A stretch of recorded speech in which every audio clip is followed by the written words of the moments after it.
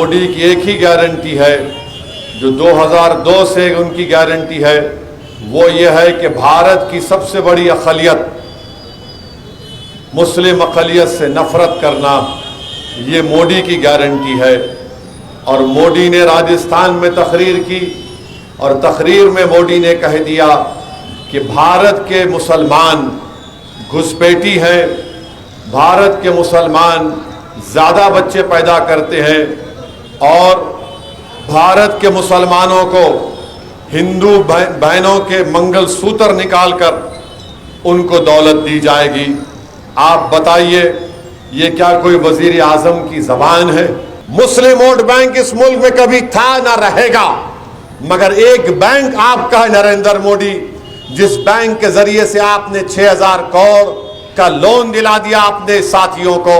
आप देख रहे हैं देश लाइव, देश की आवाज। बहनों, मुताल्लिक़ा रुकन असम्बली, साबिक़ा रुकन असम्बली व शरीक मोतबर मजलिस इत्तेहादुल मुस्लिमीन, अरकान बल्दिया, मेरे अजीज़ दोस्तों और बुज़ुर्गों, वक्त बहुत कम है। मैं 8 मिनट के अंदर 10 बजने से पहले अपनी बात को ख़त्म कर दूंगा। मेरी आप तमाम से गुजारिश है कि 13 मई के दिन आप तमाम अपने के कोड का इस्तेमाल करिए और पतंग के निशान पर मजलिस इत्तेहादुल मुस्लिमीन कोड देकर अपनी पार्टी को, अपने इत्तेहाद को, अपने सियासी शऊर को कामयाब करिए। दूसरी बात यह है कि 26 साल की मेहनतों के बाद मजलिस इत्तेहादुल मुस्लिमीन ने हैदराबाद की पार्लियामेंट की सीट पर आप तमाम के दुआओं और अल्लाह के फजल व करम से कामयाबी हासिल की।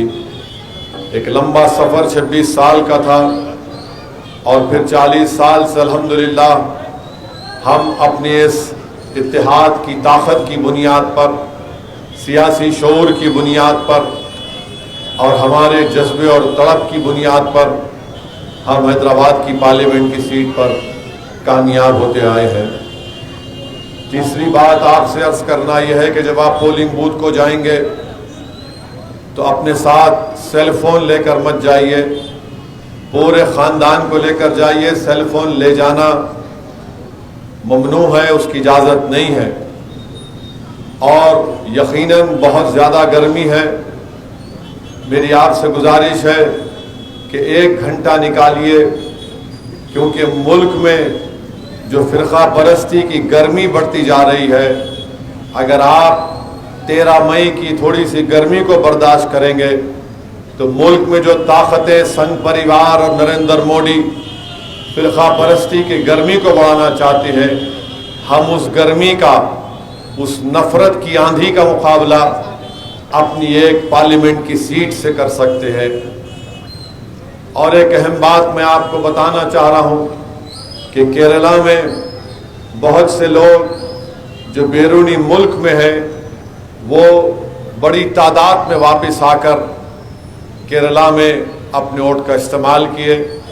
अगर जो हैदराबाद पार्लिमानी हल्के के लोग गल्फ़ में रहते हैं, अगर उनके पास इस्तिताअत है कि वो हैदराबाद को आकर अपना वोट डाल सकते, तो मेरी उनसे भी गुजारिश है कि अगर आपको काम में छुट्टी मिल सकती है और अगर आपके पास इस्तिताअत है तो ज़रूर आइए।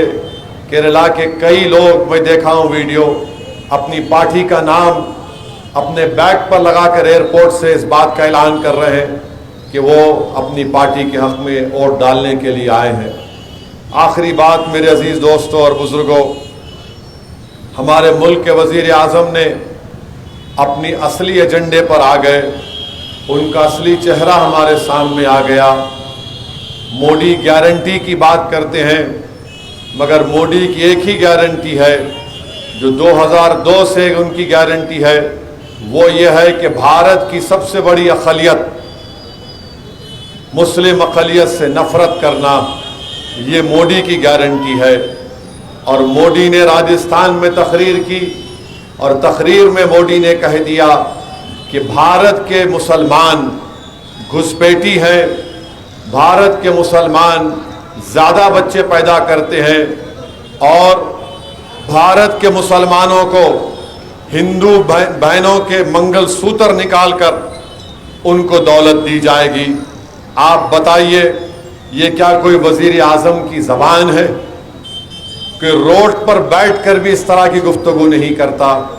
नरेंद्र मोदी, आप हिंदुओं के भी, मुसलमानों के भी, ईसाइयों के भी, सिखों के भी, बल्कि जो खुदा को नहीं मानते उनके भी वजीर आजम हैं आप, मगर आपने अपनी नफरत का इजहार कर चुका। आपका असली चेहरा यही था शुरू से। कहाँ गई वो बातें कि चांद पर चंद्रयान 3 को हमने लैंड किया? कहाँ गया वो G20? कहाँ गया वो विश्व गुरु? कहाँ गया वो अक़वाम मुत्तहिदा की सिक्योरिटी काउंसिल में भारत को नशिस्त मिलना? कहाँ गया वो कि हम चीन से मुकाबला करेंगे? मगर नहीं, इनका एक ही मकसद है कि मुसलमानों से नफरत पैदा करना, हिंदुओं में पैगाम देना कि इनसे खतरा है तुम्हारे को, ये घुसपैठी है। नरेंद्र मोदी सुनो, आप घुसपैठी हम नहीं हैं। इस मुल्क में सब घुसपैठी हो सकते हैं, मगर इस मुल्क का ओरिजिनल शहरी कौन है? आदिवासी है और द्रविडियन है। माबाखी जितने लोग आए, माबाखी जितने लोग आए वो आर्यन लोग आए कि हम दूसरे मुल्क से घुस कर आए। हम यहां पर भारत के शहरी नहीं हैं। बच्चे पैदा कर रहे हैं। नरेंद्र मोदी, आपकी सरकार का डेटा कहता है कि मुस्लिम खवातीन का फर्टिलिटी रेट गिरा है। ये आप झूठ बोल रहे हैं। और तीसरा, आप बोलते हैं, आज एक गुजरात में, बिहार में तकरीर में कहा कि खासुल खास वोट बैंक है, यानी इशारा मुसलमानों की तरफ। नरेंद्र मोदी, इस मुल्क में एक ही बैंक है और वो बैंक ये है कि आपने उस बैंक से अपने दोस्तों और चाहने वालों को 6,000 करोड़ का लोन दिलाया। कितना दिलाया? 6,000 करोड़ का। एक ही बैंक है। मुस्लिम वोट बैंक इस मुल्क में कभी था ना रहेगा, मगर एक बैंक आपका है नरेंद्र मोदी, जिस बैंक के जरिए से आपने 6,000 करोड़ का लोन दिला दिया अपने साथियों को। मेरे अजीज दोस्तों और बुजुर्गों, मेरे आपसे सवाल है, आप उस सवाल का जवाब हाँ या नक्को में देना। मोदी के 5 साल हाँ या नक्को? बेरोजगारी के 5 साल हाँ या नक्को? बोलिए, ये जुल्म के 5 साल हाँ या नक्को? हिंदुत्व के 5 साल हाँ या नक्को?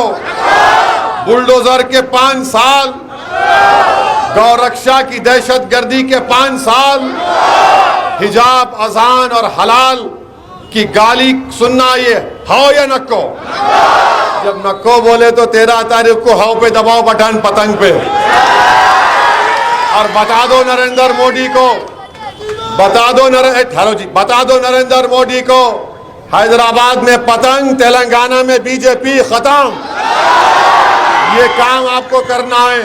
किशनबाग के हर बूथ पर आप अपना वोट का इस्तेमाल करेंगे। मजलिस के अराकीन बल्दिया से ये कह रहा हूं कि तुम्हारी जिम्मेदारी है पोलिंग परसेंटेज बनाना।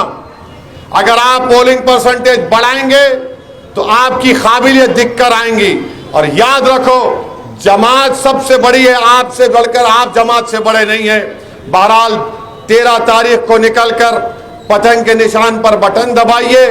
और जो लोग पतंग के बारे में बहुत से बातें कर रहे हैं, याद रखो, पतंग जब पिलाते हैं या तो ढील से काटते हैं दूसरे को या खींच से काटते हैं। अगर अत्ते मारने का टाइम आ गया तो अत्ते भी मार लेंगे, याद रखो। सलाम वालेकुम।